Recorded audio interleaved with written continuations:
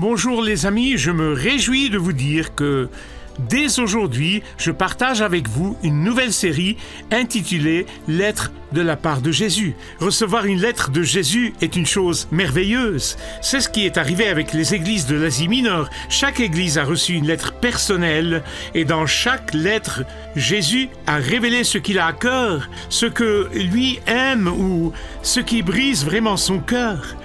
Surtout, les églises infidèles. Donc, vous allez être sûrement encouragés, remplis de joie, ou même réprimandés, mais vous allez sûrement lever les yeux vers le ciel et le remercier pour son amour et sa providence envers nous les croyants.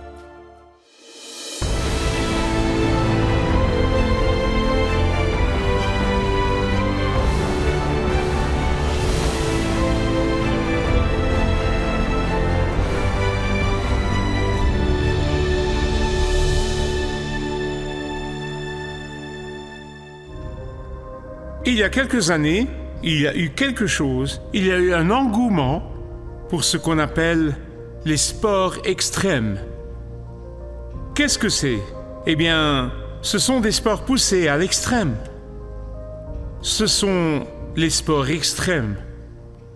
Mais laissez-moi aller à l'essentiel, La plupart de ceux qui sont assis devant l'écran de télévision à regarder ces athlètes qu'ils considèrent comme fous parce qu'ils pratiquent ces sports extrêmes sont bien plus en danger que ces athlètes. Vous dites, Michael, comment est-ce possible? Lorsque vous êtes assis et vous regardez ce qui vous semble être des choses folles, des actions folles, votre tension artérielle augmente.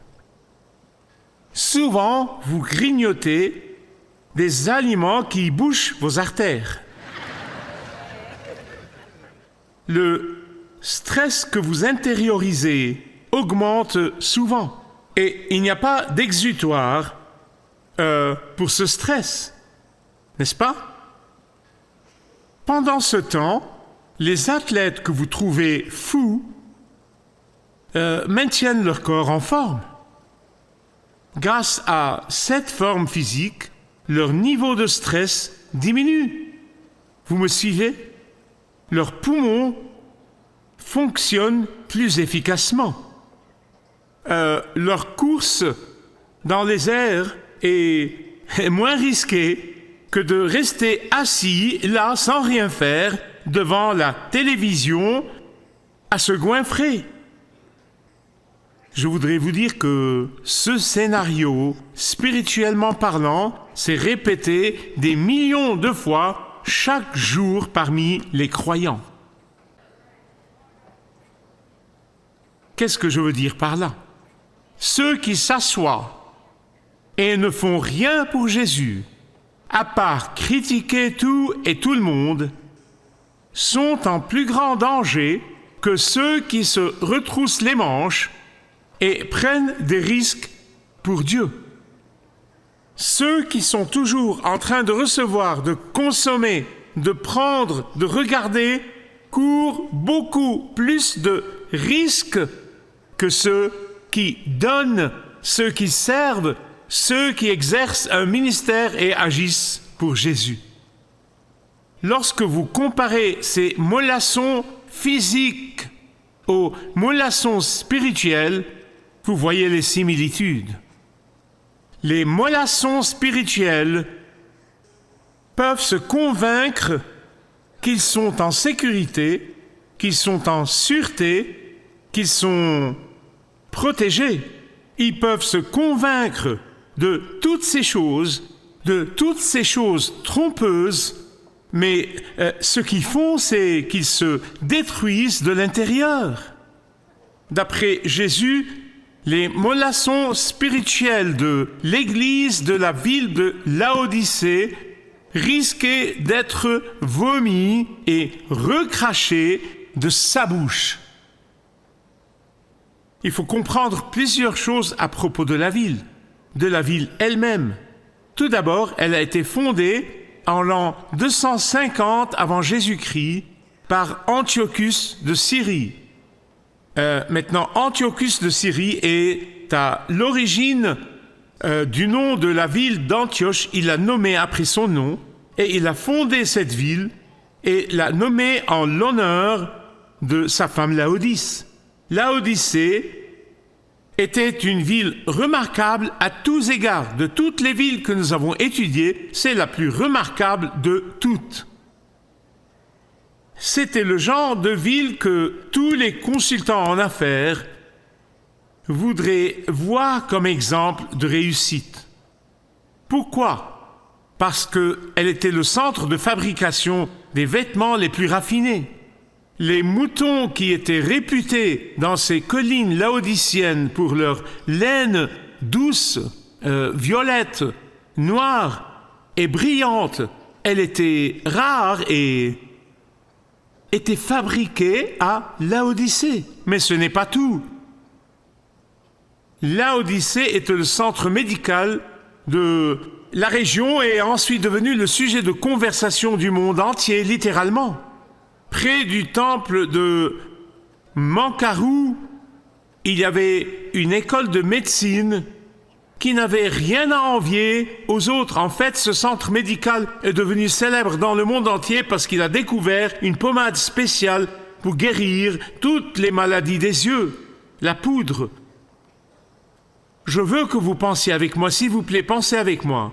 Ils sont la capitale financière du monde, la capitale mondiale de la fabrication des vêtements, le centre médical du monde. Et pourtant, Jésus a dit « Je ne suis pas impressionné ». C'est ma traduction, mais vous comprenez ce que je veux dire.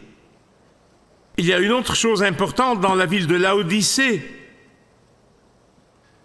Et Jésus se concentre dessus intensément. L'approvisionnement en eau de la ville de Laodicée devait parcourir plusieurs kilomètres dans des aqueducs souterrains et l'eau, parce qu'elle coulait sur une longue distance sous terre, lorsqu'elle atteignait la ville, cette eau était sale, cette eau était tiède, cette eau n'était pas assez chaude pour se détendre, se restaurer et rajeunir, comme les sources d'eau chaude de Hiérapolis, la ville voisine qui avait des sources d'eau chaude où les gens se rendaient et rajeunissaient. Elle n'était pas assez froide pour rafraîchir comme les ruisseaux d'eau froide dans la ville voisine de Colosse. Question: à quoi sert cette eau? À quoi sert-elle? Ah, elle ne servait qu'à une chose. Il la buvait pour se faire vomir. Notre Seigneur Jésus, ressuscité, glorifié, qui vient bientôt, leur dit: vous êtes comme votre eau. Votre indifférence et votre complaisance me rendent malade. Votre apathie me donne la nausée. Votre engagement timide me donne l'impression d'avoir bu un verre de votre eau.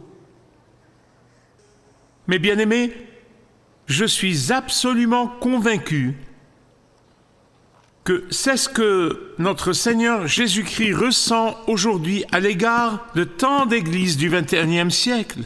Ces églises qui se sont éloignées de la vérité.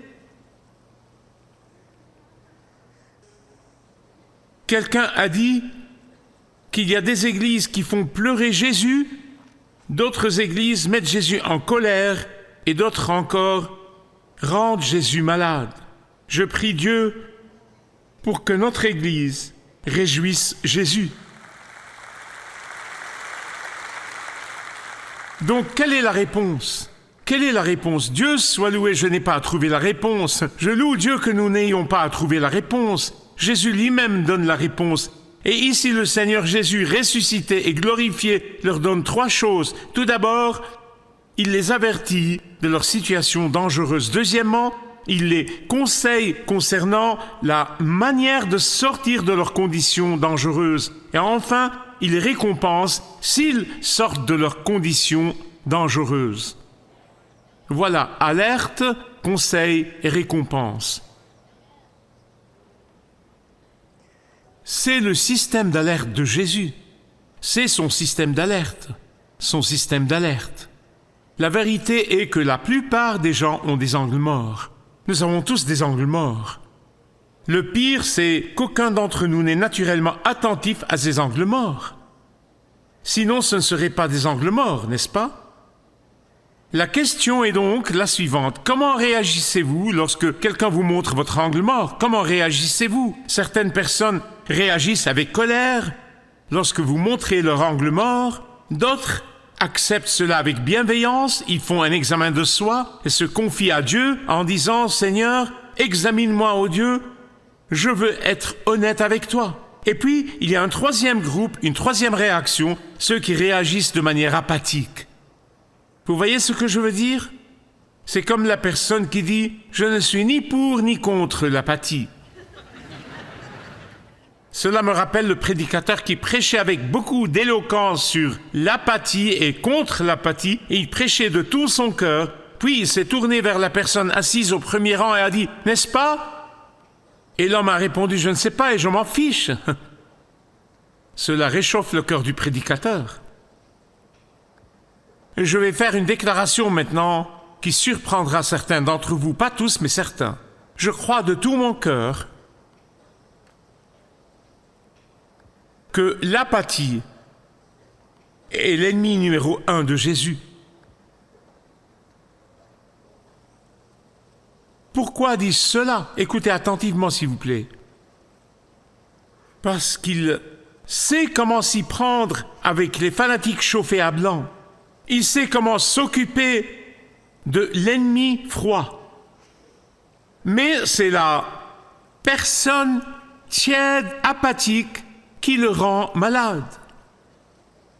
Et ici, dans cette lettre aux croyants de la ville de Laodicée, notre Seigneur Jésus glorifié leur dit « Votre angle mort est que vous n'êtes pas réaliste dans votre évaluation de soi. Vous vous complaisez dans votre autosatisfaction. Vous vous appuyez sur votre réputation mondaine. Vous placez votre confiance totale dans vos ressources matérielles. Vous vous enorgueillissez de votre richesse. En d'autres termes, vous êtes aveugle à votre véritable état. Ô Seigneur, que cela ne soit jamais dit de moi. Tu es matériellement riche, mais tu es spirituellement sans le sou. Vous êtes peut-être habillé avec des vêtements de marque, mais vous êtes spirituellement, honteusement nu. Vous pouvez vous vanter de votre maquillage des yeux, mais vous êtes vraiment aveugle spirituellement à ce qui compte vraiment. Tous les péchés sont contagieux. Mais l'orgueil est le péché le plus contagieux et le plus dangereux de tous. Et c'est pourquoi le Seigneur Jésus a dû leur parler sans ménagement. Il leur dit « Réveillez-vous et sentez le café !» Vous êtes pauvres malgré vos banques, vous êtes aveugles malgré votre poudre pour les yeux, vous êtes nus malgré vos entreprises de fabrication de vêtements. Dans un premier temps, il fait quoi? Et dans un deuxième temps, il leur conseille. Soulignez cela au verset 18 de votre Bible. Apocalypse 3, 18, soulignez-le. Je vais vous parler un peu de ce verset. Il me donne des palpitations, vraiment. C'est un verset extraordinaire. Je te conseille. Dites-le avec moi. Ce verset me donne la chair de poule. Je vais vous dire pourquoi. Le Dieu qui a dit que la lumière soit et elle fut, le Dieu qui a claqué des doigts et les galaxies ont commencé à danser sur leur orbite, ce même Dieu dit « Je vous conseille ». Quoi? Oui. Il aurait pu dire « Je vous ordonne ». Il aurait pu dire c'est un ordre. Il aurait pu dire vous n'avez pas le choix. Mais non, il dit je vous conseille. Notre Dieu merveilleux. Écoutez, plus je vieillis, plus je marche avec Jésus, plus je suis impressionné par combien notre Dieu est merveilleux. Il respecte la liberté qu'il nous donne. Il respecte la liberté qu'il nous donne. Vous et moi, nous savons que Dieu peut nous terrifier, mais il ne le fait pas. Il peut nous ordonner. Souvent, il ne le fait pas au début en tout cas. Il peut exiger de nous, mais il ne le fait pas. Il préfère d'abord nous conseiller. Cette petite voix. Il préfère d'abord nous conseiller. Il préfère d'abord nous convaincre. Il préfère d'abord nous appeler. Il préfère d'abord nous guider. Il préfère d'abord nous conduire. Oh, je vous assure, ne manquez pas ce que je vais vous dire. Il y a des conséquences terribles à ignorer son conseil. Il y a un prix terrible à payer pour une désobéissance continue. Oh, je le sais. Je le sais. Mais il commence toujours le processus en nous conseillant. En nous conseillant. Sa petite voix qui parle doucement et calmement. Avez-vous entendu cette petite voix? Quel est donc le conseil de Jésus aux croyants de Laodicée? Il leur dit, venez acheter chez moi de l'or purifié par le feu afin que vous deveniez vraiment riches. Venez acheter chez moi de vrais vêtements spirituels qui couvriront votre péché, votre culpabilité. Venez acheter chez moi un bon remède spirituel qui ouvrira vos yeux spirituels. Certains d'entre vous ont entendu la parole ou ont lu le mot acheter et se sont dit acheter, pourquoi ça? Devrons-nous acheter le salut maintenant? Le salut est-il à vendre? Le Seigneur Jésus dit, venez acheter chez moi. De quoi s'agit-il? Non, bien sûr que non. Vous savez que ce n'est pas le cas. Non et 1000 fois non. Je veux vous le dire. Je veux vous le dire. Je veux vous le dire. Écoutez attentivement. C'est le meilleur achat de votre vie. C'est la plus grosse affaire de tout l'univers. C'est la meilleure affaire de toute l'histoire de l'humanité. Lorsque vous vous repentez, vous échangez votre péché contre son pardon. Vous échangez votre échec contre sa réussite. Vous échangez votre douleur contre sa guérison. Vous échangez l'orgueil que vous tirez de votre péché contre son humilité. Vous échangez votre pharisaïsme sans valeur contre sa vraie justice. Vous échangez la rouille de votre entêtement et de votre rébellion contre l'or de son obéissance. Vous venez et vous échangez l'orgueil de vos idées et de vos opinions contre la véritable paix et le contentement que seul Dieu peut vous donner. Avez-vous déjà vu une telle offre? Seule une personne insensée refuserait une telle offre. Cet échange n'est pas un échange de somme égale. Vous payez X pour obtenir Z. Non, non, non, non, non, non, non, non, non. Ce n'est pas un échange égal. Je lui donne mes déchets pour ses richesses. Je lui donne mon péché pour son pardon. Je lui donne mes soucis et mon anxiété pour sa paix.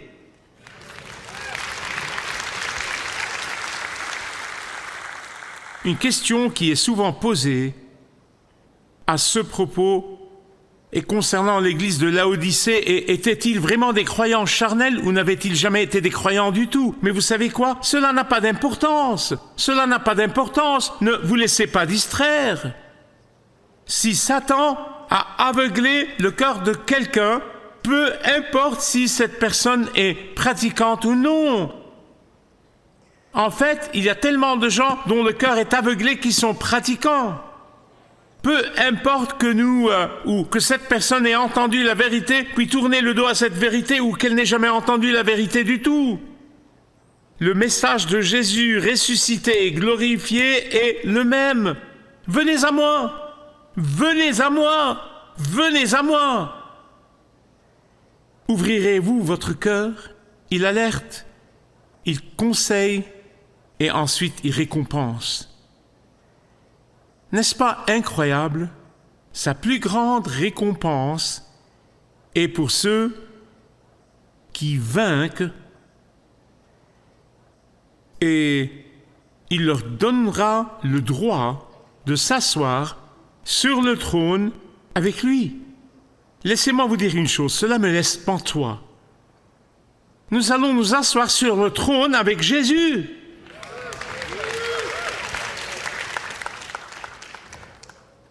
D'abord, il dit « Donnez-moi vos ordures, et je vous donnerai de l'or en échange. » Ensuite, il dit « Si vous acceptez cet incroyable échange, alors vous serez assis sur le trône avec moi. » Bien-aimés, cette récompense dépasse toutes les autres promesses, toutes celles que nous avons vues dans les 6 autres églises. Elle les dépasse toutes, elle les dépasse en gloire, elle les dépasse en honneur, elle les dépasse en autorité.